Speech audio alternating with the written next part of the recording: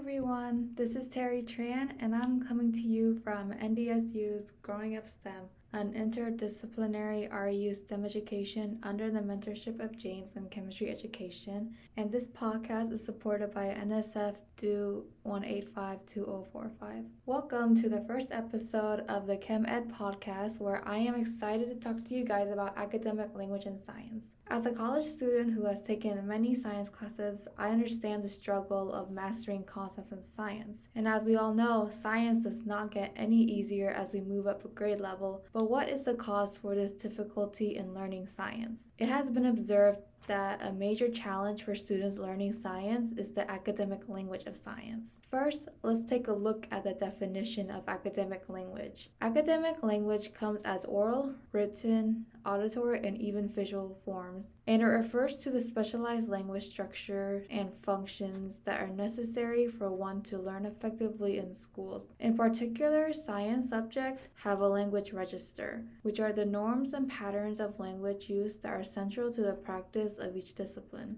Examples of language registers for science subjects include formulating hypotheses, interpreting data, making inferences, and communicating findings. These academic words are normal in the specialized genre of forming scientific explanations and arguments. So why are we talking about academic language? Well, academic language is often overlooked in the classroom. We are so used to using language in our everyday lives that we may not focus on how important language is in the science classroom, because it allows teachers to teach and students to learn and understand. Students need to learn the academic language of science in order to develop conceptual understanding of scientific concepts. And this leads us to addressing the challenges students face with academic language. If students do not master the language of science, then they'll have trouble learning science. Now let's back up just a bit. If we think back to elementary school, we were learning solely to develop basic reading skills and strategies. But once we reach middle school and beyond, we are expected to read to increase our knowledge, but at the same time, we are expected to develop more advanced reading skills. This dramatic shift from learning how to read fun text such as fiction to reading academic texts in science written in the academic language is an issue for students' science comprehension. This is most likely due to how the academic language is written. The academic language of science is concise, precise, and contains many information-bearing vocabulary. Therefore, texts in science textbooks will have sentences with grammatical structures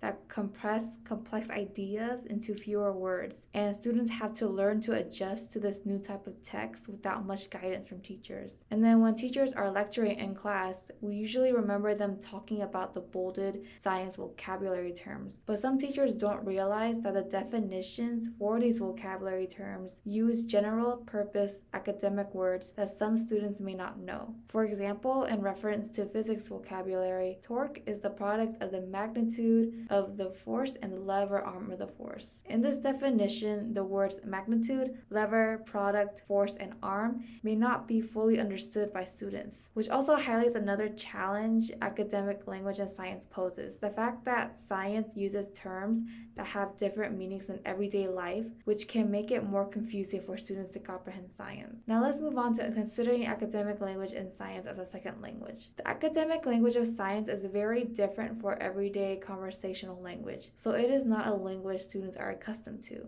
Therefore, learning the academic language of science is like learning a new language. In the science classroom, students are expected to learn the academic language of science and learn scientific concepts at the same time. It's hard to learn science if you are also trying to learn a second language, so this may be why learning science is very difficult for students. To address the issues of academic language in science, some teachers and schools are implementing interventions. For instance, a fifth grade teacher taught her class by focusing on a hybrid method of language that explains science in both everyday and scientific language. And in another study, fifth grade students were taught scientific content with everyday vocabulary first, and then they learned the scientific vocabulary. In general, interventions that aim to promote students' understanding of and use of the academic language of science are drawing students' attention to the distinction between everyday language and scientific language. That's the end of my podcast, everyone. Big takeaway: academic language and science is a major challenge for students and should be heavily addressed to effectively support students' learning in science to grasp conceptual understanding. Again, this is Terry, bringing you information about academic language and science as part of my journey in Chem Ed.